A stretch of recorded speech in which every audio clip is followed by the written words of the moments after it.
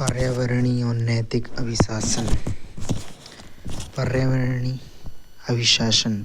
अभिशासन से तात्पर्य उन ढांचों, संस्थाओं, नीतियों और प्रथाओं से हैं जिनके माध्यम से समाज पर्यावरणीय चुनौतियों की पहचान और उसका समाधान करता है। इसमें सरकार, नागरिक समाज, समुदायों सहित विभिन्न हितधारकों की भागीदारी शामिल है, जिससे पर्यावरणीय प्रभाव को कम करने के उद्देश्य से रणनीतियाँ, नीतियाँ और दीर्घकालिक प्रबंधन योजनाएं बनाई जा सकें। यह सुनिश्चित करता है कि पर्यावरणीय विचारों को विकास, नियोजन और निर्णय प्रक्रिया के प्रत्येक चरण में एकीकृत किया जाए। परियोजना की शुरुआत से लेकर कार्यान्वयन तक बेहतर पर्यावरणीय अभिशासन यह भी मांग करता है कि निर्णयकर्ता अपने कार्यों के पर्यावरणीय और सामाजिक दोनों परिणामों पर विचार करें। अंतर्राष्ट्रीय सतत विकास संस्थान के अनुसार पर्यावरणीय अभिशासन में संगठनों, नियमों, प्रक्रियाओं और वित्तीय तंत्रों का योग शामिल है जो पर्यावरणीय संरक्षण को विनियमित करते हैं। इसके मूल सिद्धांतों में समानता, समावेशिता, प्राकृतिक संसाधन का सतत संरक्षण और पुनर्जनन शामिल है। पर्यावरणीय अभिशासन के तत्व क्या हैं? समावेशी निर्णय। प्रभावी पर्यावरणीय अभिशासन के लिए सभी स्तर पर सभी हितधारकों, सरकार, नागरिक समाज, समुदाय और निजी क्षेत्र की सक्रिय भागीदारी आवश्यक है। संतुलित नीतियाँ और सतत विकास। कानूनों और नीतियों को विकास तथा संरक्षण के बीच संतुलन बनाना चाहिए। संसाधनों के सतत उपयोग को सुनिश्चित करना चाहिए।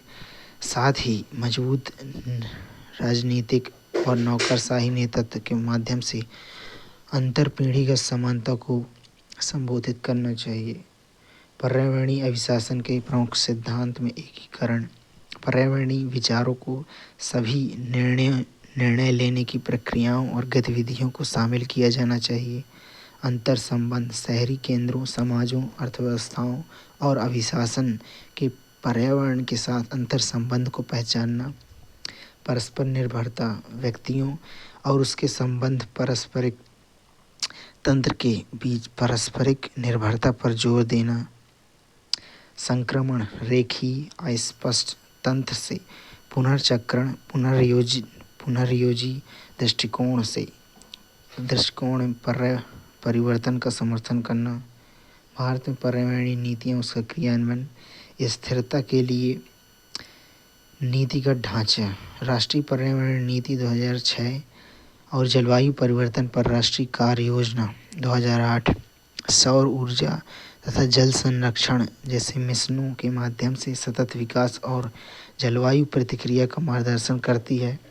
संरक्षण के लिए विधिक समर्थन। पर्यावरण संरक्षण अधिनियम 1986, जल और वायु अधिनियम तथा वन्य जीव संरक्षण अधिनियम 1972 जैसे कानून प्रदूषण को रोकने और जैव विविधता को संरक्षित करने के लिए विनियामक शक्ति प्रदान करते हैं। संस्थागत प्रवर्तन तंत्र। Ministry of environment and forest, climate change, केंद्रीय प्रदूषण नियंत्रण बोर्ड और राष्ट्रीय हरित अधिकरण जैसे निकाय निगरानी और शिकायत निवारण सुनिश्चित करते हैं। जैसे कि एनजीटी ने पर्यावरण के प्रति संवेदनशील क्षेत्रों में निर्माण पर प्रतिबंध लगा दिया। हालिया पहल और प्रवर्तन। उदाहरण प्लास्टिक अपशिष्ट प्रबंधन नियम 2016, आदतन 2022 ने एकल उपयोग वाले प्लास्टिक पर प्रतिबंध लगा दिया है। ई अपशिष्ट नियमों से सुरक्षित निपटान को बढ़ावा दिया। WCCB ने अवैध वन्यजीव व्यापार को प्रतिबंधित किया, जिससे जैव विविधता संरक्षण के प्रति भारत की प्रतिबद्धता को बढ़ावा मिला। भारत में पर्यावरणीय अभिशासन में संवैधानिक प्रावधान और न्यायपालिका की भूमिका। अनुच्छेद 48A राज्य की नीति निर्देशक सिद्धांत। राज्य को पर्यावरण संरक्षण, वन और जलवायु परिवर्तन, वन्य जीवों की सुरक्षा करने का निर्देश दिया गया है। इसे 42वें संविधान संशोधन अधिनियम 1976 द्वारा जोड़ा गया है। अनुच्छेद 51 मूल कर्तव्य प्रत्येक नागरिक पर वनों, झीलों, नदी, वन्यजीव सहित प्राकृतिक पर्यावरण की रक्षा करने और जीवित प्राणियों के प्रति दया रखने का मूल कर्तव्य लागू करता है। MC मेहता बना भारत संघवाद ओलियम गैस रिसाव 1987 खतरनाक उद्योगों के लिए पूर्ण उत्तरदायित्व के सिद्धांत की स्थापना की तथा पर्यावरणीय कारकों के लिए जनहित याचिका का विस्तार किया। MC मेहता बनाम भारत संघवाद में गंगा प्रदूषण मामला प्रदूषणकारी टेनेरियों को बंद करने या उपचार करने का निर्देश दिया, जिससे प्रदूषक सिद्धांत पर बल दिया गया। वेल्लोर नागरिक कल्याण मंच भारत बनाम संघवाद 1996 सतत विकास को भारतीय कानून के हिस्से के रूप में मान्यता दी गई और निवारक तथा प्रदूषणकर्ता भुगतान सिद्धांत को मजबूत किया गया। पर्यावरणीय अभिशासन की प्रमुख चुनौतियाँ संतुलन बनाए रखना, आर्थिक विकास और पर्यावरण संरक्षण के बीच संतुलन बनाना महत्वपूर्ण है। जैसे भारत में सरदार सरोवर बांध जैसी परियोजनाओं को उसके विकास संबंधी लाभों के बावजूद पारिस्थितिकी चिंताओं के कारण आलोचना का सामना करना पड़ता है। संसाधनों की कमी, पर्याप्त वित्त आवंटन के बावजूद कार्यान्वयन की चुनौतियां बनी हुई हैं। नमामि गंगे मिशन के तहत नदी पुनरुद्धार के लिए 22,500 करोड़ रुपए आवंटित किए गए थे, फिर भी जनवरी 2025 तक 406 में से केवल 307 परियोजनाएं ही पूरी हो पाई। इससे वित्त के उपयोग और परियोजना निष्पादन संबंधी समस्याएं उजागर हुई हैं। नीति और समन्वय संबंधी मुद्दे, भारत में प्रतिदिन लगभग 26,000 टन प्लास्टिक अपशिष्ट उत्पन्न होता है, जबकि national circular economy road map जैसी पहलों का उद्देश्य इन समस्याओं का समाधान करना। असंगत नीतियों और विभिन्न क्षेत्रों में समन्वय की कमी प्रभावी प्लास्टिक प्रदूषण प्रबंधन में बाधा डालती है। वित्तीय और ज्ञान बाधाएं, भारत में नवीकरणीय ऊर्जा लक्ष्यों को प्राप्त करने के लिए 2030 तक $293 बिलियन के अतिरिक्त निवेश की आवश्यकता होगी।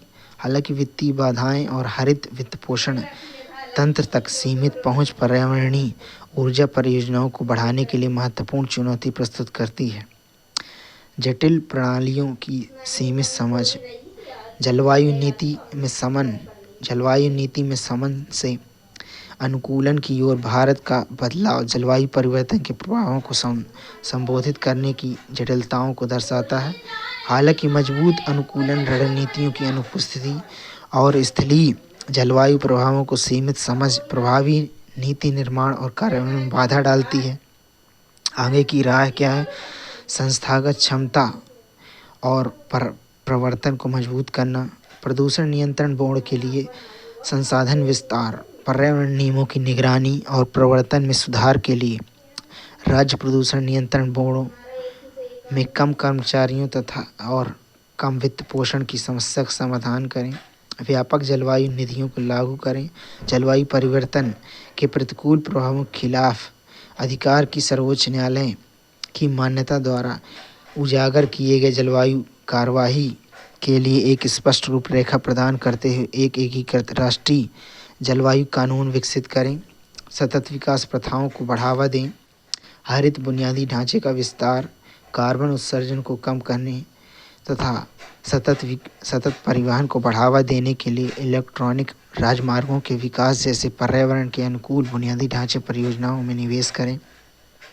अक्षय ऊर्जा पहल का विस्तार, घरों में छत पर सौर पैनल लगाना। भारत सरकार ने 2024 में PM सूर्य घर मुफ्त बिजली योजना की है, जिसका लक्ष्य 1 करोड़ घरों में छत पर सौर पैनल लगाना है। पर्यावरणीय परियोजनाओं के लिए वित्तीय तंत्र को बेहतर बनाना, ग्रीन बॉन्ड जारी करने में वृद्धि, पर्यावरणीय परियोजनाओं के लिए धन एकत्रण के लिए ग्रीन बॉन्ड का लाभ उठाएं, जिससे संसाधनों का पारदर्शी आवंटन और उपयोग सुनिश्चित हो सके। 2023-24 में भारत ने सॉवरेन ग्रीन बॉन्ड के माध्यम से 20,000 करोड़ रुपए एकत्रित किए। कार्बन बाजार विकसित करना, उद्योगों में उत्सर्जन में कमी को प्रोत्साहन करने के लिए राष्ट्रीय कार्बन ट्रेडिंग योजना को लागू करना, जिसका लक्ष्य 2030 तक विश्व के सबसे बड़े कार्बन बाजारों में एक स्थापित करना है। आपदा प्रबंधन और जलवायु अनुकूलन में सुधार, पूर्व चेतावनी प्रणाली लागू करें, प्राकृतिक आपदाओं के लिए पूर्वानुमान और प्रतिक्रिया तंत्र को मजबूत करें, जैसे 2024 में वायनाड भूस्खलन में देखा गया है, ताकि जानमाल की हानि को कम किया जा सके।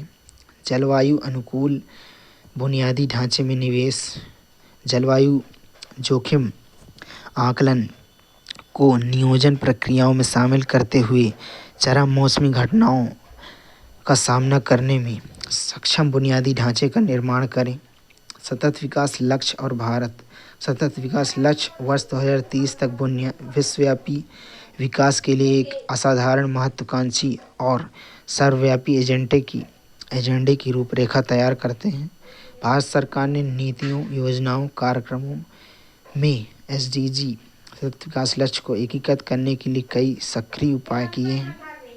सतत विकास लक्ष्यों में भारत के गवर्नेंस प्रयासों की प्रगति पर एक नज़र रखना, जिसमें सतत विकास लक्ष्य 1 गरीबी के सभी रूपों की समाप्ति। भारत के प्रयास क्या है? महिलाओं की प्रगति, महिलाओं की श्रम शक्ति भागीदारी बढ़कर 37% हो गई है। 33.98 लाख स्वयं सहायता समूह बैंक ऋण से जुड़े हैं। उत्तर प्रदेश का शून्य निर्भरता अभियान सबसे गरीब परिवारों की पहचान करता है और उन्हें आवास, पेंशन, आय संबंधी योजनाओं के माध्यम से सहायता प्रदान करता है। पहल में 1998 से केरल ने कुटुंबश्री का कार्यान्वयन किया है। एसडीजी सतत विकास लक्ष्य 2 शून्य भूखमरी। भारत के प्रयास 2018-19 में एनएफएसए कवरेज 97.6% हो गया। मृदा स्वास्थ्य कार्ड वितरण 224 मिलियन हो गया। प्रधानमंत्री गरीब कल्याण अन्न योजना को 2028 तक बढ़ाया गया, जिससे 81 करोड़ से अधिक लाभार्थियों को निःशुल्क भोजन उपलब्ध कराया गया। तमिलनाडु के रामनाथपुरम में ब्रेस्ट मिल्क बैंक की स्थापना। नंदुबार महाराष्ट्र में केंद्रीय रसोई की स्थापना। एसडीजी 3 बेहतर स्वास्थ्य और कल्याण। आयुष्मान भारत पीएमजेएवाई ने 100 मिलियन परिवारों को स्वास्थ्य बीमा प्रदान किया। मातृ मृत्यु अनुपात घटकर 97 हो गया है। 2022 में मलेरिया की घटनाओं बढ़कर 0.13 प्रति 1000 मामले हो गए हैं। आंध्र प्रदेश ने वाईएसआर आरोग्यश्री स्वास्थ्य बीमा योजना। मुजफ्फरपुर में बाल संरक्षण इकाई की स्थापना। एसडीजी 4 गुणवत्तापूर्ण शिक्षा, प्रारंभिक और माध्यमिक स्तर पर ड्रॉप आउट दर में कमी। उच्चतर शिक्षा के लिए लैंगिक समानता सूचकांक में 1 अंक का सुधार हुआ है। उच्चतर माध्यमिक शिक्षा में जेईआर 97.6%। बिहार में उन्नयन Banka smart classroom model. SDG 5 लैंगिक समानता। पीएमजेडीवाई ने 381 मिलियन बैंक खाते खोले, जिसमें 54% महिलाओं के खाते हैं। मुद्रा योजना की 75% लाभार्थी महिलाएं हैं। संसद में महिलाओं की राजनीतिक भागीदारी 14.36% है। महिला आरक्षण विधेयक पारित। संसद और विधानसभाओं में महिलाओं के लिए 33% सीटें आरक्षित। मुजफ्फरपुर में चिल्ड्रन फर्स्ट पहल। एसडीजी 6 स्वच्छ जल और स्वच्छता। बेहतर पेयजल तक पहुंच वाले ग्रामीण परिवार 99.25% हैं। ग्रामीण व्यक्तिगत घरेलू शौचालय 100% और 97.4% स्कूलों में लड़कियों के लिए पृथक शौचालय है। उत्तर प्रदेश में जल संरक्षण के लिए टांका तकनीकी। वाईएसआर कडप्पा। आंध्र प्रदेश में उप सतह बांध। एसडीजी 7 वहनीय और स्वच्छ ऊर्जा। भोजन पकाने के लिए स्वच्छ ईंधन तक पहुंच वाले परिवार 99.8% हैं। 2030 तक नवीकरणीय ऊर्जा क्षमता का लक्ष्य 450 गीगावाट है। विद्युत उत्पादन में नवीकरणीय ऊर्जा का योगदान 22.5% है। भारत ने 2024 में लगभग 28 गीगावाट नवीकरणीय ऊर्जा क्षमता शामिल की है, जिसमें सौर ऊर्जा की हिस्सेदारी 70% है। गुजरात में सूर्य शक्ति किसान योजना SDG 8 उचित कार्य और आर्थिक विकास। जारी किए गए पेटेंट बढ़कर 34,134 हो गए हैं। स्टार्टअप इंडिया योजना के तहत मान्यता प्राप्त स्टार्टअप 26,522 हैं। प्रति 1 लाख जनसंख्या पर बैंकिंग आउटलेट 98.8% है। अटल इनोवेशन सेंटर उद्यमिता का समर्थन करता है। SDG 9 उद्योग नवाचार और अवसंरचना। भारतमाला कार्यक्रम में निवेश 3 गुना। सागरमाला परियोजना में से बंदरगाह की कार्गो हैंडलिंग क्षमता में वृद्धि हुई है। भारत नागर विमानन सेक्टर के लिए तीसरा सबसे बड़ा घरेलू बाजार है। निर्माण परमिट के लिए मुंबई और दिल्ली में व्यापार में सुगमता को सुव्यवस्थित करना। SDG 10 असमानताओं में कमी। मुद्रा योजना 48% ऋण खाते SC, ST, OBC के उद्यमियों के पास हैं। पंचायती राज संस्थाओं में 44.4% सीटें महिलाओं के पास हैं। ट्रांसजेंडर समुदायों के सशक्तिकरण के लिए ओडिशा में स्वीकृति योजना चलाई है। SDG 11 सतत शहर और समुदाय। शहरी क्षेत्रों में पूर्णतः निर्मित घर 3.2 मिलियन। 98% वार्डों ने 100% डोर टू डोर अपशिष्ट संग्रहण हासिल किया है। मुंबई के पास मालवा शहर का विकास हरित अवसंरचना के साथ शुद्ध शून्य उत्सर्जन शहरी क्षेत्र के रूप में किया गया है। ओडिशा में Bhubaneswar one electronic portal. Goa में मैंग्रोव के बीच पणजी का बोर्ड वॉक। SDG 12 संवहनी उपभोग और उत्पादन। जैविक कृषि भूमि में भारत विश्व स्तर पर 9वें स्थान पर है। 75% नगर पालिका बोर्डों में स्रोत पर अपशिष्ट पृथक्करण अपशिष्ट प्रबंधन नियमों का कार्यान्वयन। केरल के अलप्पुझा में निर्मला नगरम परियोजना। SDG 13 जलवायु कार्रवाई। स्थापित सौर ऊर्जा क्षमता 13 गुना बढ़कर 34.62 गीगावाट हो गई है। SDG GDP की उत्सर्जन तीव्रता 21% कम हुई है। सततशीलता सुनिश्चित करने के लिए India cooling action plan. SDG 14 जल। SDG 14 जल के नीचे जीवन। भारत समुद्री देशों में 16वें स्थान पर है। मत्स्य उत्पादन में दूसरे स्थान पर है। मत्स्य में अधिकतम सतत उत्पादन में 43% की वृद्धि हुई है।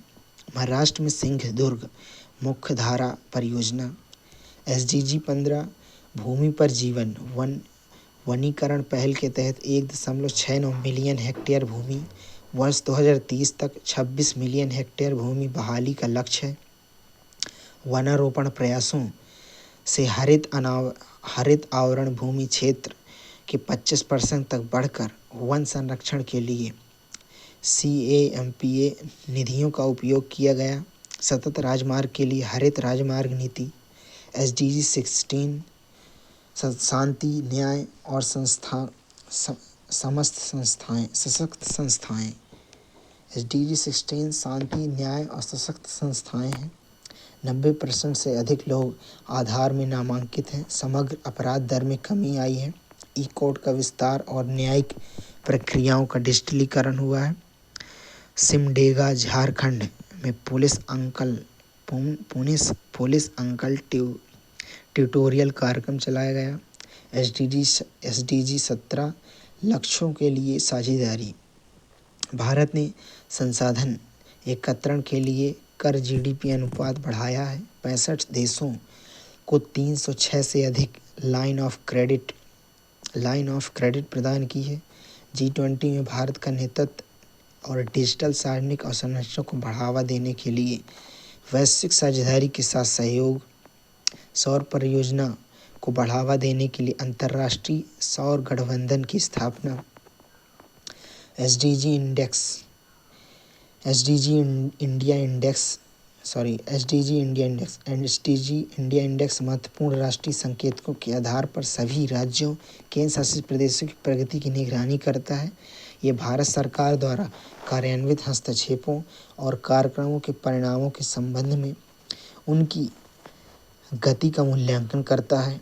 एसडीजी इंडिया इंडेक्स का लक्ष्य अपने केंद्र शासित प्रदेशों और राज्यों के साथ साथ देश की सामाजिक, आर्थिक, पर्यावरणीय स्थितियों पर एक व्यापक परिप्रेक्ष्य प्रस्तुत करना है। भारत एसडीजी प्रगति के संबंध में सरकार के नेतृत्व वाला उपराष्ट्रीय पैमाना बनाने में अग्रणी राष्ट्र के रूप में खड़ा है। इसे सांख्यिकी और कार्यक्रम कार्यान्वयन मंत्रालय, भारत में संयुक्त राष्ट्र और ग्लोबल ग्रीन ग्रोथ इंस्टीट्यूट के साथ साझेदारी में तैयार किया गया था। प्रशासक एसडीजी इंडिया इंडेक्स के प्रकाशन की देखरेख नीति आयोग करता है। इस सूचकांक के माध्यम से सरकार भारत में राज्यों और केंद्र शासित प्रदेशों में एसडीजी की प्रगति को ट्रैक करती है। संयुक्त राष्ट्र सतत विकास रिपोर्ट 2024 संयुक्त राष्ट्र सतत विकास समाधान नेटवर्क द्वारा जारी संयुक्त राष्ट्र सतत विकास रिपोर्ट 2024 में इस बात पर प्रकाश डाला है कि विश्व 2030 तक सतत विकास लक्ष्यों को प्राप्त करने में काफ़ी पीछे है। केवल 16% लक्ष्य ही सही दिशा में हैं, जबकि शेष सीमित या विपरीत दिशा में दिख रहे हैं। वर्ष 2020 में विशेष रूप से भूखमरी, धारणीय शहरों, जैव विविधता संस्थानों से संबंधित सतत विकास लक्ष्यों में स्थिरता देखी गई है। भूखमरी, धारणीय शहरों, जैव विविधता संस्थानों से संबंधित सतत विकास लक्ष्यों में स्थिरता देखी गई है। मोटापे की दर, प्रेस की स्वतंत्रता, जीवन प्रत्याशा में नकारात्मक रुझान देखे गए हैं, जबकि अवसंरचना नवाचार में मामूली सुधार देखा गया है। खाद्य और भूमि प्रणालियाँ विशेष रूप से पटरी से उतर चुकी हैं और अनुमान है कि 2030 तक 600 मिलियन लोगों को भूखमरी का सामना करना पड़ सकता है।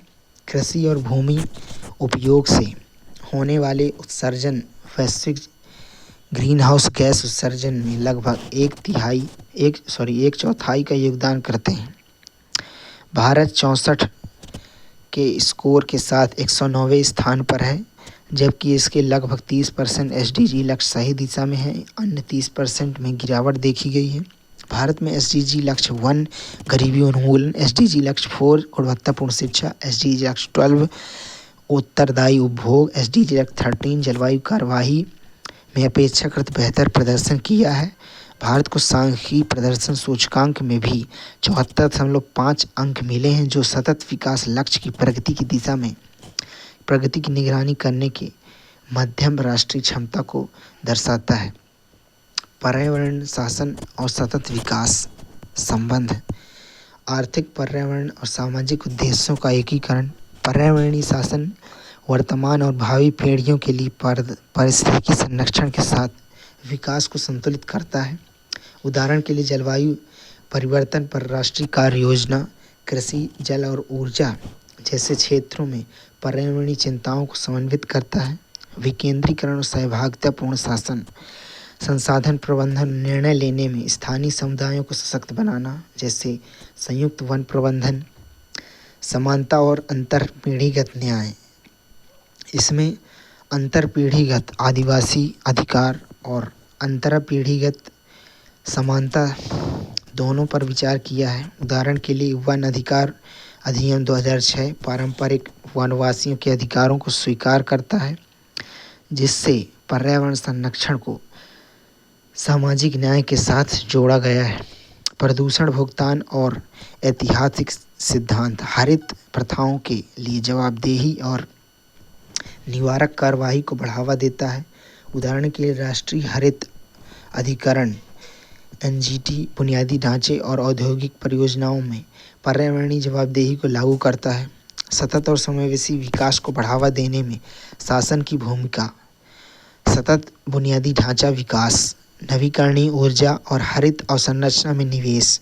भारत ने 2024 में 27 गीगावाट नवीकरणीय ऊर्जा क्षमता जोड़ी है, जिससे कुल क्षमता बढ़कर 201.45 गीगावाट हो गई है, जो कुल स्थापित क्षमता का लगभग 46.3% है। राष्ट्रीय हरित हाइड्रोजन मिशन का लक्ष्य 2030 तक प्रत्येक वर्ष 5 MMT हरित हाइड्रोजन का उत्पादन करना है। पर्यावरणीय प्रभाव आकलन और सामूहिक सहभागिता को बढ़ाना। व्यापक पर्यावरणीय प्रभाव आकलन का संचालन करना और निर्णय लेने में स्थानीय समुदायों को शामिल करना। उत्तरदायी संसाधन निष्कर्षण, कार्यकुशलता को बढ़ावा देना और विनियमन लागू करना। सरकार प्रदूषण के स्तर पर न्यूनतम प्रभाव के कारण कोयला संयंत्रों के लिए $30 बिलियन के सल्फर कटिंग कार्यक्रम का पुनर्मूल्यांकन कर रही है तथा इलेक्ट्रोस्टैटिक प्रेसिपिटेटर जैसी अधिक लागत प्रभावी प्रौद्योगिकी पर विचार कर रही है। विकल्पों में निवेश और सामुदायिक लाभ सुनिश्चित करना। राष्ट्रीय हरित हाइड्रोजन मिशन का लक्ष्य भारत को हरित हाइड्रोजन उत्पादन में वैश्विक नेता के रूप में स्थापित करना है, जिसमें SIGST कार्यक्रम के तहत हरित अमोनिया उत्पादन के लिए आवंटन में वृद्धि की गई है। स्वच्छ और औद्योगिक विकास, हरित प्रौद्योगिकी को अपनाना और प्रदूषण नियंत्रण लागू करना। राष्ट्रीय स्वच्छ वायु कार्यक्रम का लक्ष्य 2026 तक पार्टिकुलेट मैटर सांद्रता में 40% की कमी लाना, जिसके तहत 131 शहरों में शहर विशिष्ट कार्य योजनाएं क्रियान्वित की जाएंगी। समुदायों को शामिल करें और नियमित उत्तरदायित्व को बनाए रखें। समुदायों को सूचित करें, उत्तरदायी नियम प्रथाओं को प्रोत्साहित करें। सतत भूमि उपयोग प्रबंधन, पारिस्थितिकी तंत्र का संरक्षण और समुदायों को सशक्त बनाना। शहरी नियोजन पहल में हरित स्थानों के निर्माण और पारिस्थितिकी तंत्र के संरक्षण पर बल दिया जाता है। दिल्ली जैसे शहरों में हरित पट्टियों, मनोरंजक क्षेत्रों के लिए 15% से 20% भूमि उपयोग आवंटित करने का लक्ष्य रखा गया है। स्मार्ट शहरी नियोजन को लागू करना और भूमि अधिग्रहण को न्यूनतम करना। मुंबई के निकट पलावा सिटी जैसे विकास चलने की सुविधा, नवीकरणीय ऊर्जा एकीकरण और कुशल संसाधन प्रबंधन जैसी विशेषताओं के साथ सतत शहरी नियोजन को प्रदर्शित करते हैं, जिसका लक्ष्य शुद्ध शून्य उत्सर्जन है। सतत विकास को आगे बढ़ाने, सतत विकास लक्ष्यों को प्राप्त करने के लिए प्रभावी शासन आवश्यक है। पारदर्शी, जवाबदेही और सहभागी शासन ढांचे देश को जटिल चुनौतियों का समाधान करने, समावेशी विकास को बढ़ावा देने और नागरिकों का हित सुनिश्चित करने में सक्षम बनाते हैं। सरकारों, नागरिक समाज, निजी क्षेत्र और अंतर्राष्ट्रीय संगठनों के बीच साझेदारी को बढ़ावा देकर राष्ट्र गरीबी, असमानता, जलवायु कार्यवाही और सामाजिक न्याय जैसे मुद्दों से निपटने के लिए सामूहिक विशेषज्ञता का लाभ उठा सकते हैं। भारत में नैतिक शासन का तात्पर्य सार्वजनिक मामलों को निष्पक्षता, पारदर्शिता, ईमानदारी, जवाबदेही के साथ संचालित करने के अभ्यास से है। यह सत्ता का जवाबदेहिता के साथ उपयोग करने, सार्वजनिक हित को प्राथमिकता देने और निर्णय लेने में नैतिक सिद्धांतों को बनाए रखने पर बल देता है। यह एक मजबूत और समावेशी लोकतंत्र के निर्माण, आर्थिक विकास को बढ़ावा देने तथा सामाजिक न्याय सुनिश्चित करने हेतु महत्वपूर्ण है। नैतिक शासन का दार्शनिक आधार, कौटिल्य का अर्थशास्त्र, नागरिक केंद्रित। कौटिल्य ने अपनी प्रजा के कल्याण को प्राथमिकता देने के राजा के कर्तव्य पर बल देते हुए कहा कि प्रजा की खुशी में ही राजा का सुख निहित है। भ्रष्टाचार नियंत्रण। कौटिल्य ने भ्रष्टाचार को समाप्त करने के लिए कंटक शोधन जैसे कठोर उपायों की वकालत की तथा पारदर्शिता और जवाबदेही पर जोर दिया है। गांधी का राम राज्य। रामराज गांधी ने अहिंसा और सत्य जैसे नैतिक सिद्धांतों पर आधारित एक आदर्श राज्य की कल्पना की है। उनका मानना है कि शासन नैतिकता पर आधारित होना चाहिए। स्वराज शासन की अपनी अवधारणा ने नैतिक शासन के लिए नागरिक भागीदारी को महत्वपूर्ण बताया है। अरस्तू की विशिष्टता, अरस्तू ने सरकार को या तो विकृत या वैध रूप में वर्गीकृत किया है तथा शासक वर्ग के हितों की अपेक्षा सार्वजनिक हित पर ध्यान केंद्रित करने पर बल दिया है। अन्य दार्शनिक परंपराएं कन्फ्यूशियसवाद, नैतिक नेतृत्व, सामाजिक सद्भाव और सार्वजनिक पद के लिए योग्यता आधारित चयन पर जोर देता है।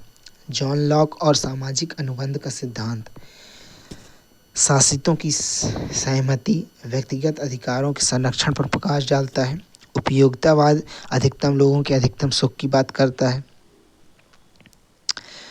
सुशासन सुनिश्चित करने के लिए नैतिक नेतृत्व की भूमिका, नैतिक शासन स्थापित करना नैतिक राजनेता संगठन के लिए बेहतर परिदृश्य निर्मित करते हैं। उनका आचरण अधीनस्थों के लिए एक उदाहरण बन सकता है जिससे ईमानदारी और निष्पक्षता की संस्कृति निर्मित होती है।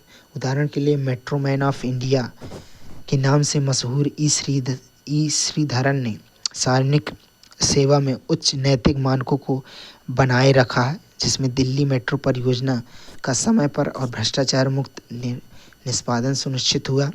जवाबदेही को बढ़ावा देना, नैतिक नेता पारदर्शिता, नागरिक प्रतिक्रिया और लेखा परीक्षा तंत्र के माध्यम से आंतरिक और बाह्य जवाबदेही के लिए प्रणाली निर्मित करते हैं। उदाहरण के लिए किरण बेदी ने तिहाड़ जेल में अपने कार्यकाल के दौरान ऐसे सुधार पेश किए जो जवाबदेही और कैदियों के साथ मानवीय व्यवहार को बढ़ावा देते हैं।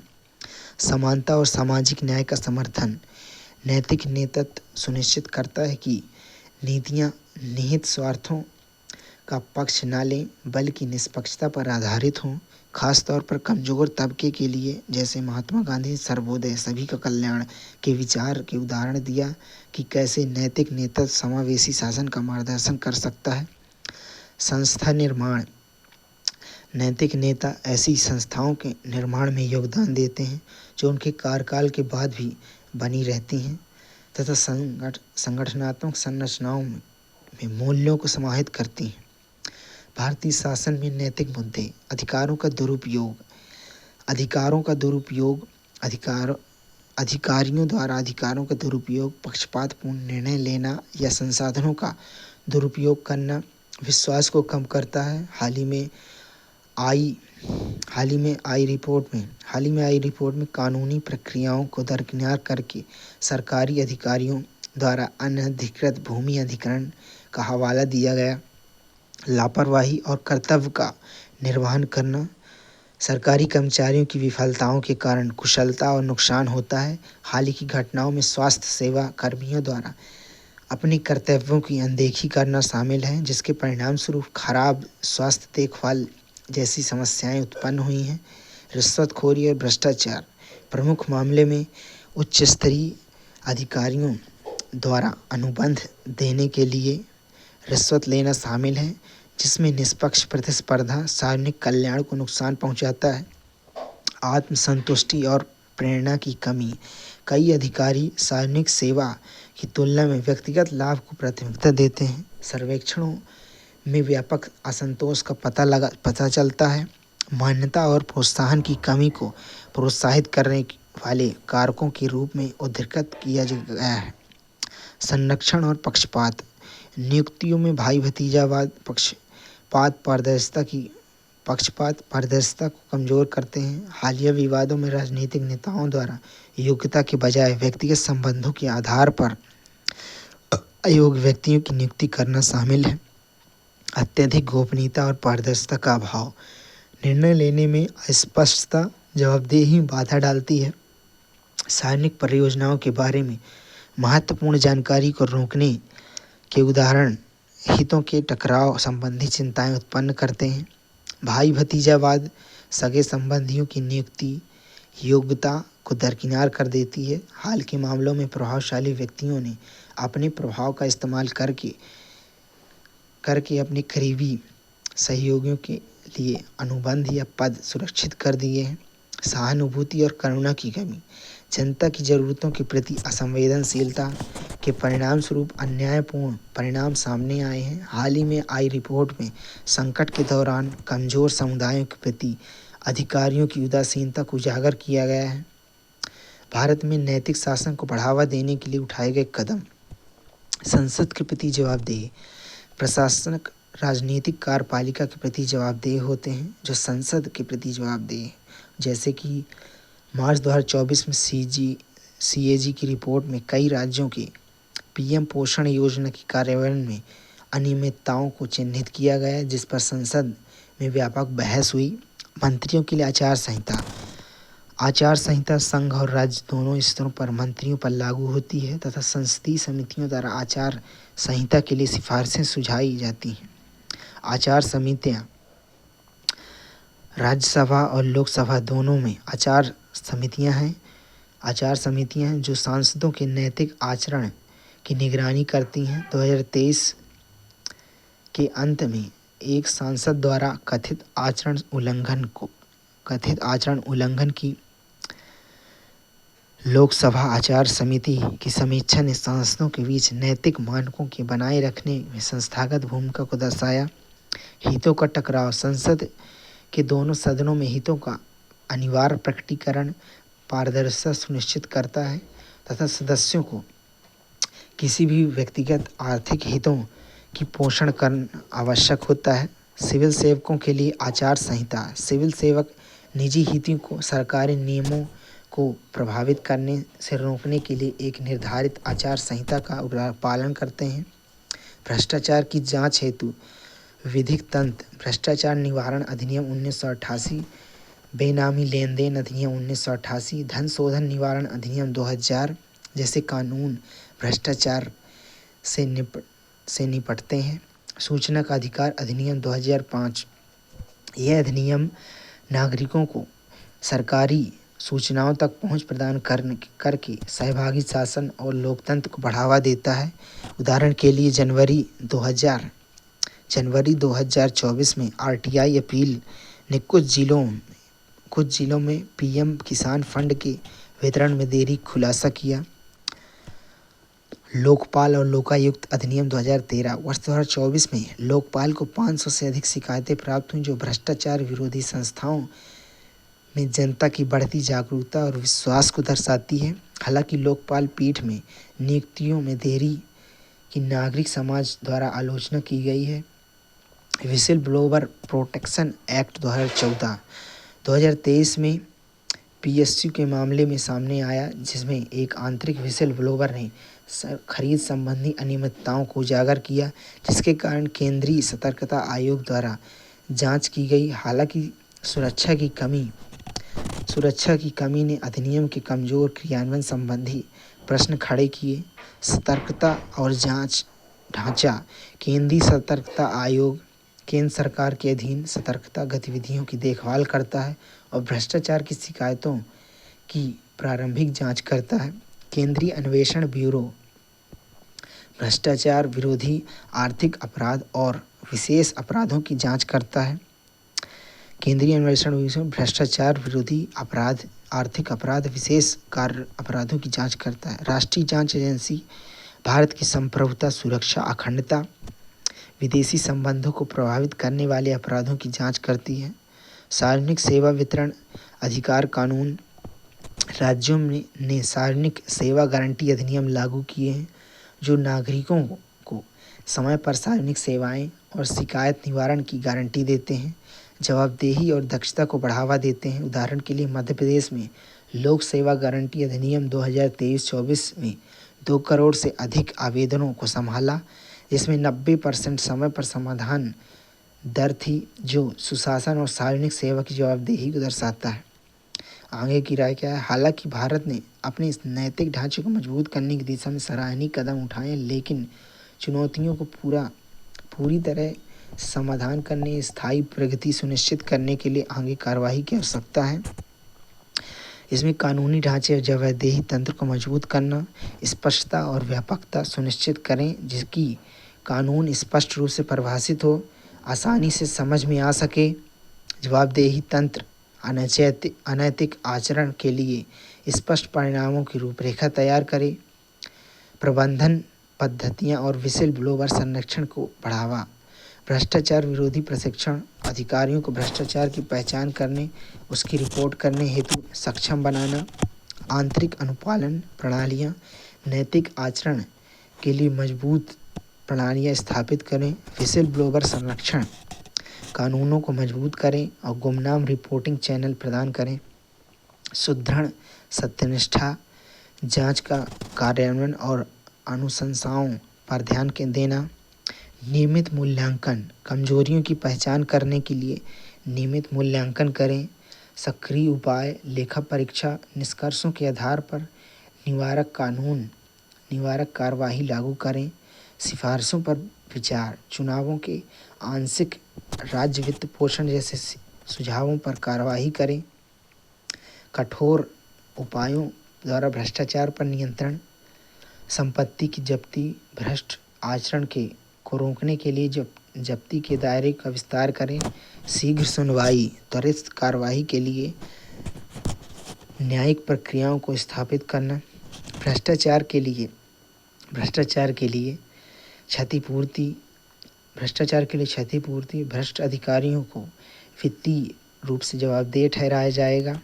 ये केंद्रीय क्षेत्र भारत के नैतिक शासन की खोज, सार्वजनिक सेवा में पारदर्शिता, जवाबदेही और अखंडता को बढ़ावा देने के लिए व्यापक दृष्टिकोण प्रदान करते हैं।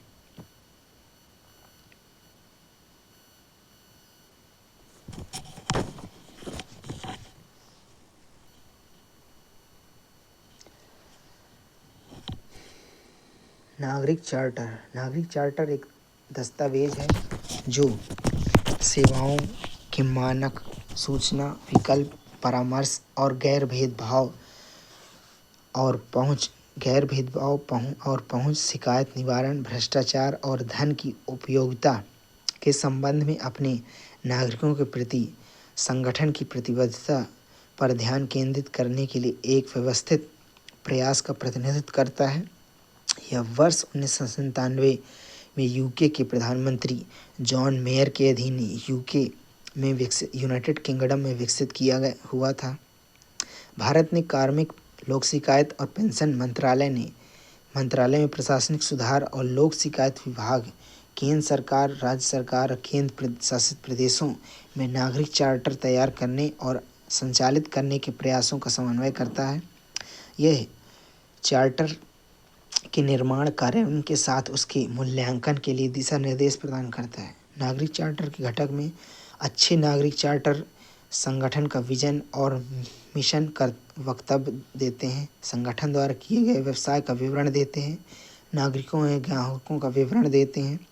प्रत्येक नागरिक या ग्राहक समूह को अलग अलग प्रदान की गई सेवाओं का विवरण जिसमें मानक, गुणवत्ता, समय सीमा आदि शामिल है तथा सेवाओं कैसे कहाँ प्राप्त करें, शिकायत निवारण तंत्र का वितरण और उस तक कैसे पहुँचे, नागरिक या ग्राहकों से अपेक्षाएं, सेवा वितरण की विविधता की स्थिति में मुआवजे जैसी अतिरिक्त प्रतिबद्धताएं। नागरिक चार्टर सिद्धांत में गुणवत्ता, नागरिकों की आवश्यकताओं और अपेक्षाओं को पूरा करने वाली उच्च गुणवत्ता वाली सेवाएं प्रदान करने की प्रतिबद्धता, पारदर्शिता, प्रत्येक सेवा के लिए आवश्यक कार्य पद्धति, प्रक्रियाओं और समय सहित दी जाने वाली सेवाओं के प्रकार और मानकों के बारे में स्पष्ट जानकारी, विकल्प जहां भी संभव हो नागरिकों को विकल्प प्रदान करना जो सशक्तिकरण और जुड़ाव की भावना को बढ़ावा देते हैं। जवाबदेही, स्पष्ट रूप से जवाबदेही तंत्र की रूपरेखा तैयार करना, यह सुनिश्चित करना कि नागरिक सेवा प्रदाताओं को उनके प्रदर्शन के लिए जवाबदेह ठहरा सके। पहुंच, यह सुनिश्चित करना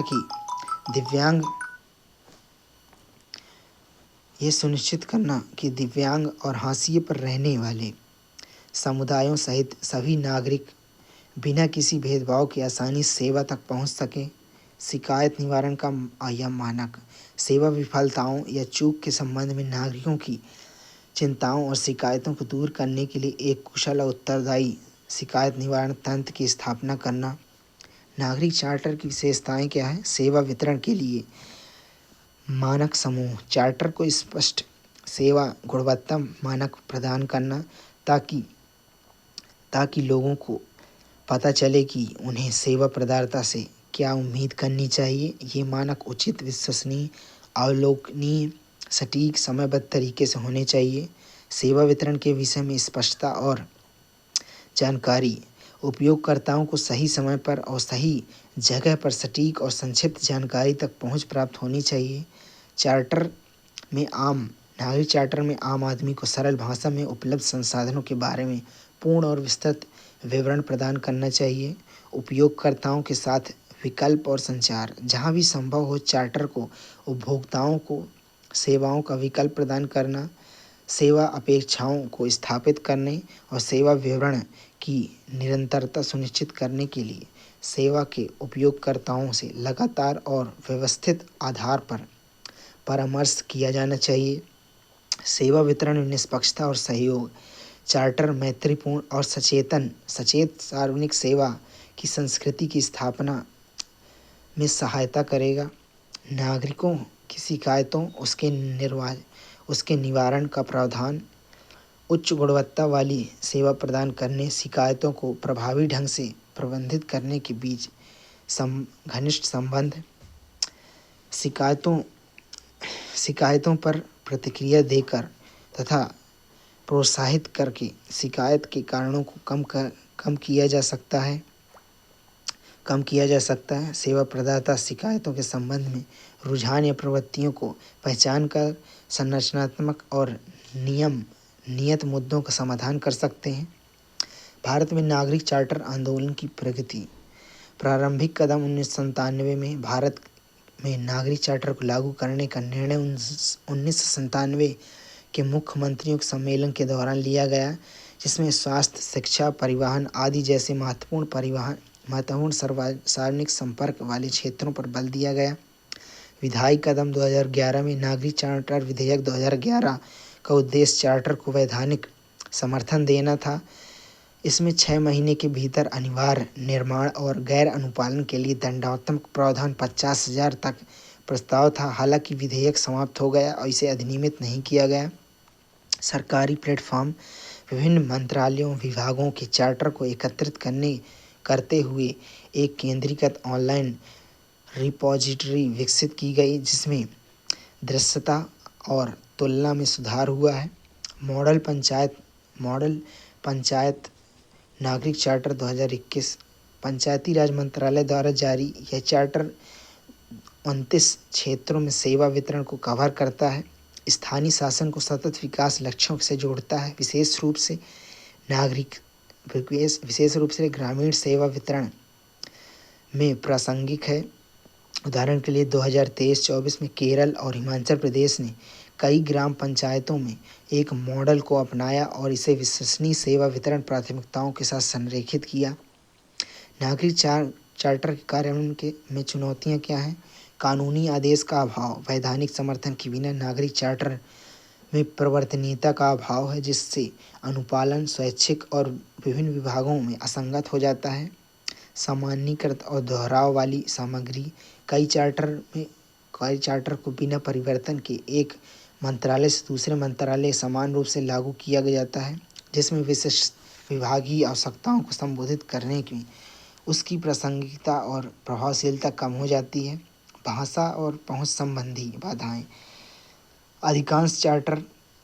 अधिकांश नागरिक चार्टर क्षेत्रीय भाषाओं में उपलब्ध नहीं है, जिससे गैर हिंदी या अंग्रेजी भाषी लोगों तक उनकी पहुंच सीमित हो जाती है। इसके अतिरिक्त वे दिव्यांग व्यक्तियों के लिए सुलभ नहीं हैं, जैसे कि ब्रेल या ऑडियो प्रारूपों में उपलब्ध हों।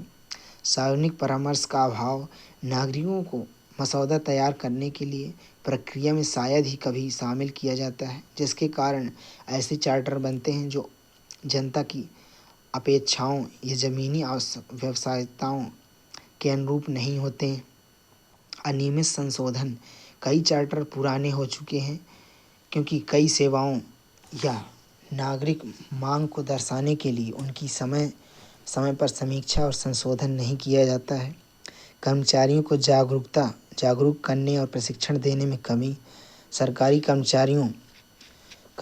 कर्मचारियों प्रायः चार्टर के दृष्टिकोण के बारे में जागरूकता की कमी है। उन्हें उल्लेखित मानकों के अनुरूप सेवाएं देने के लिए पर्याप्त रूप से प्रशिक्षित नहीं किया जाता है।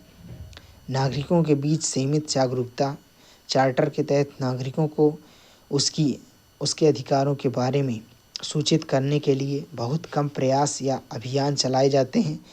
खासकर ग्रामीण और हाशिए पर्याप्त समुदायों में अपर्याप्त शिकायत निवारण तंत्र। फीडबैक सिस्टम अक्सर कमज़ोर होते हैं। निवारण में देरी से जनता पर भरोसा कम होता है। जैसे CAG की रिपोर्ट 2024 की रिपोर्ट में स्मार्ट सिटी मिशन के तहत शहरी स्थानीय निकायों में नागरिक शिकायतों के समाधान में महत्वपूर्ण देरी को उजागर किया, जिसमें संरचनात्मक अक्षमताओं की ओर इशारा किया गया है। नागरिक चार्टर को प्रभावी बनाने के उपाय में द्वितीय प्रशासनिक सुधार आयोग की सिफारिशें क्या है? मानकीकरण करना।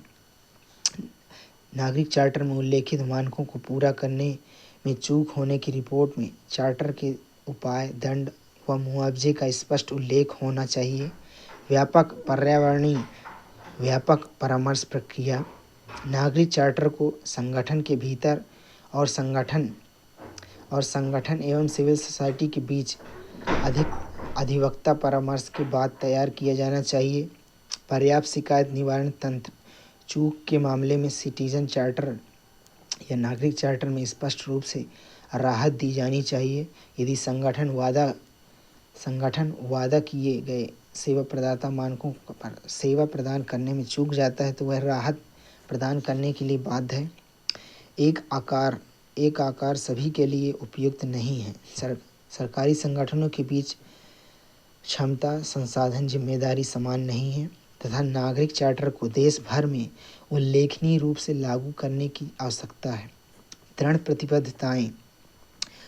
नागरिक चार्टर सटीक होना चाहिए तथा जहां तक संभव हो नागरिकों के लिए सेवा वितरण मानकों की प्रतिबद्धता को मात्रात्मक रूप में व्यक्त करना चाहिए।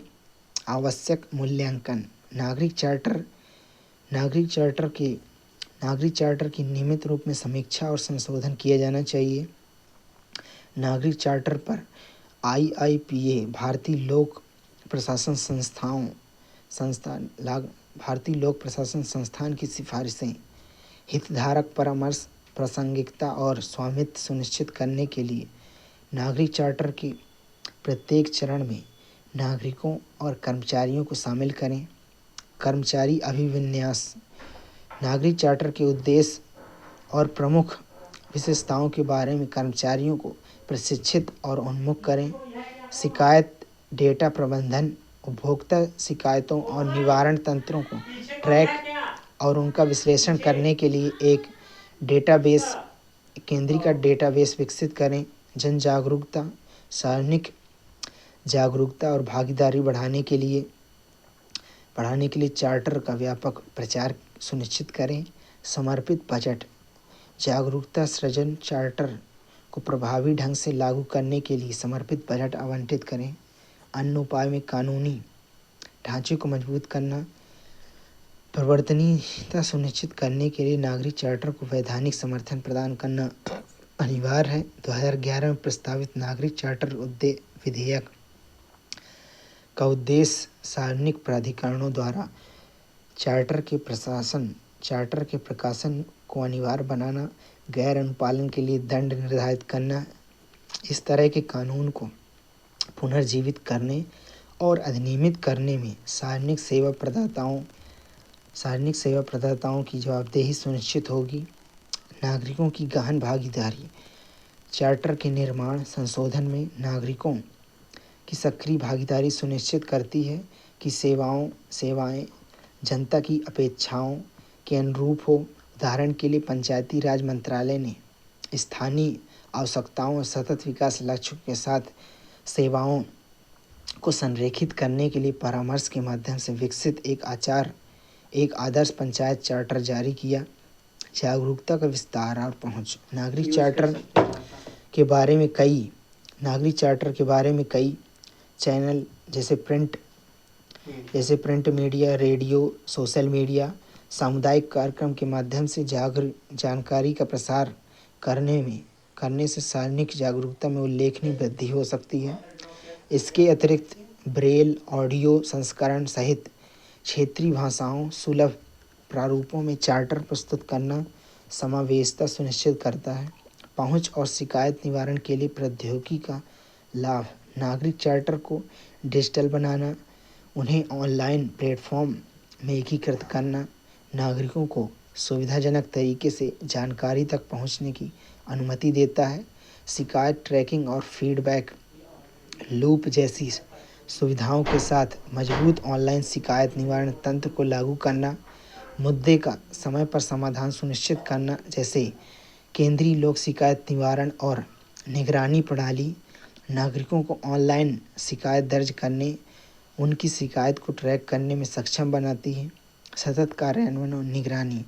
नागरिक चार्टर के कार्यान्वयन, निगरानी, आवधिक मूल्यांकन के लिए पर्याप्त संसाधन आवंटित करना महत्वपूर्ण है। स्वतंत्र निरीक्षण नियमों की स्थापना यह सुनिश्चित करती है कि चार्टर न केवल प्रभावी ढंग से लागू किए जाएं बल्कि परिवर्तित सार्वजनिक ज़रूरतों को प्रतिबंधित करने के लिए नियमित रूप में ऑडिट भी किए जाएं। सेवोत्तम मॉडल जिनका हिंदी के दो शब्दों में सेवा और उत्तम से मिलकर बना है, भारत में सार्वजनिक सेवा वितरण की गुणवत्ता को बढ़ाने का प्रयास करता है। द्वितीय प्रशासनिक सुधार आयोग द्वारा विकसित और 2006 में शुरू किया गया सेवोत्तम मॉडल यह संगठनों को उनके नागरिक केंद्रित दृष्टिकोण का आकलन करने तथा उन्हें बेहतर बनाने के लिए एक व्यापक रूपरेखा प्रदान करता है। सेवोत्तम प्रणाली को अप्रैल 2009 से जून 2010 तक व्यापक सार्वजनिक इंटरफेस वाले 10 सरकारी विभागों में शुरू किया गया। बाद में BIS द्वारा IS 15700 2005 मानक विकसित किया गया जो सार्वजनिक सेवा संगठनों को उत्कृष्टता के सर्वोत्तम प्रतीक से सम्मानित करने की अनुमति देता है यदि ये प्रबंधन प्रणालियों के संग्रह को अपनाते हैं और उनका अनुपालन प्रदर्शित करते हैं। सेवोत्तम मॉडल में 3 मॉडल हैं। नागरिक चार्टर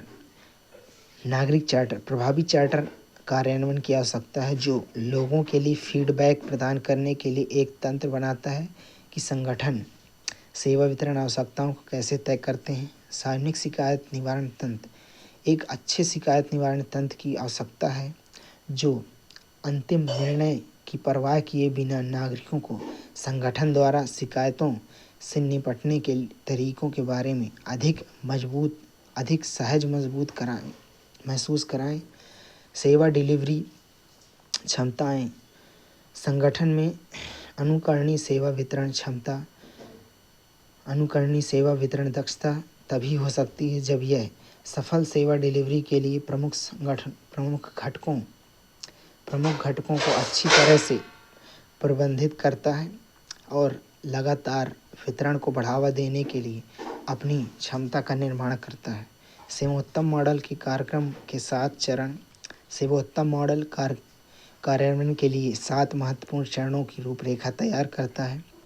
सेवोत्तम को परिभाषित करना और ग्राहकों की पहचान करना, दी गई सेवाओं की स्पष्ट रूपरेखा तैयार करना और नागरिक समूहों की विविध आवश्यकताओं को समझना, मानक और मानदंड निर्धारित करना, सेवा की गुणवत्ता, पहुंच और समय सीमा के लिए मापने योग्य मानक स्थापित करना, क्षमता विकसित करना, नागरिक केंद्रित पहुंच के लिए कर्मियों को सशक्त बनाने के लिए प्रशिक्षण, प्रौद्योगिकी अनुसंधान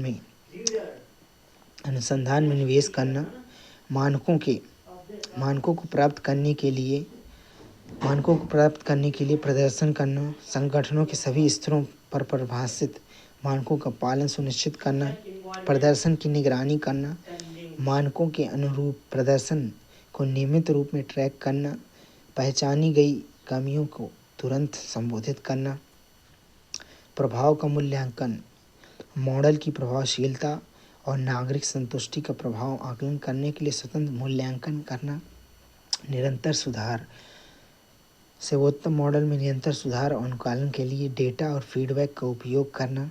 सेवोत्तम मॉडल का महत्व, सेवोत्तम मॉडल भारत में सार्वजनिक सेवा डिलीवरी के लिए महत्वपूर्ण निहितार्थ रखता है। गुणवत्ता प्रबंधन, यह संगठनों को उसके सेवा डिलीवरी प्रदर्शन का व्यवस्थित रूप में आकलन करने और उसमें सुधार करने के लिए एक संरक्षित ढांचा प्रदान करता है। उदाहरण के लिए भोपाल में DARPG द्वारा आयोजित राष्ट्रीय कार्यशाला 2025 का उद्देश्य गुणवत्तापूर्ण सेवा वितरण के लिए क्षमता निर्माण करना था, जिसमें सर्वोत्तम मॉडल द्वारा प्रदर्शन, बेंचमार्किंग और दक्षता पर ध्यान केंद्रित करना बेहतर हुआ है। नागरिक केंद्रीयता, यह संगठनों के भीतर सेवा उन्मुख मानसिकता को बढ़ावा देते हुए नागरिक इनपुट, शिकायतों और अपेक्षाओं पर जोर देता है। सतत सुधार, निरंतर सुधार पहलू एक गतिशील वातावरण में चल रही अनुकूलनशीलता और प्रासंगिकता सुनिश्चित करता है। विश्वसनीय स्वमूल्यांकन, यह मॉडल नागरिक केंद्रित सेवा वितरण के लिए स्वमूल्यांकन करने में संगठनों का मार्गदर्शन करता है। जैसे सेवोत्तम के स्वमूल्यांकन मानकों को आंतरिक जवाबदेही को मजबूत करने और विभागीय प्रदर्शन को नागरिक संतुष्टि मीट्रिक के साथ संरेखित करने के लिए संभावित, इसके लिए सभी मंत्रालयों में लागू किया जा रहा है। सेवोत्तम मॉडल की चुनौती क्या है? एक बड़ी चुनौती सार्वजनिक अधिकारियों की जागरूकता, क्षमता की कमी, सभी प्रशिक्षण और संवेदनशीलता के कारण कई विभाग सेवोत्तम को सुधार के लिए साधन के बजाय औपचारिकता के रूप में देखते हैं। इसके अतिरिक्त कार्यान्वयन में कमी, जिसमें केवल कुछ विभाग इसी पूरी तरह से अपना रहे हैं। शासन में व्यापक परिवर्तन के लिए कि इसकी क्षमता को बाधित करता है। एक और चुनौती डिजिटल प्लेटफॉर्म के साथ अपर्याप्त एकीकरण में निहित है, जबकि सेवोत्तम सेवा की गुणवत्ता और शिकायत निवारण पर बल देती है। कई विभागों में अभी भी नागरिक प्रतिक्रिया एकत्र करने, सेवा समय सीमा को ट्रैक करने और वास्तविक समय में सेवा मूल्यांकन करने के लिए बेहतर IT प्रणाली का अभाव है। यह वर्तमान डिजिटल युग में मॉडल की दक्षता और अनुकूलनशीलता को कम करता है। आगे की राय क्या है? सेवोत्तम के बेहतर क्रियान्वयन के लिए मॉडल में नागरिक केंद्रित दृष्टिकोण को आंतरिक बनाने के लिए अधिकारियों की क्षमता निर्माण और अनिवार्य प्रशिक्षण की आवश्यकता है। विभागों को सेवोत्तम को एक स्टैंड अलोन प्रमाणन के रूप में मानने के बजाय अपनी मुख्य शासन रणनीति को शामिल करने के लिए प्रोत्साहित किया जाना चाहिए। इसके अलावा डिजिटल एकीकरण आवश्यक है। सेवोत्तम को CPGRAMS, MyGov या सेवा वितरण डैशबोर्ड जैसे प्लेटफॉर्म से जोड़ने से पारदर्शिता और जवाबदेहिता बढ़ सकती है। अंत में जवाबदेही और निरंतर सुधार सुनिश्चित करने के लिए आवधिक तृतीय पक्ष ऑडिट और फीडबैक लूप को संस्थागत बनाना जाना चाहिए।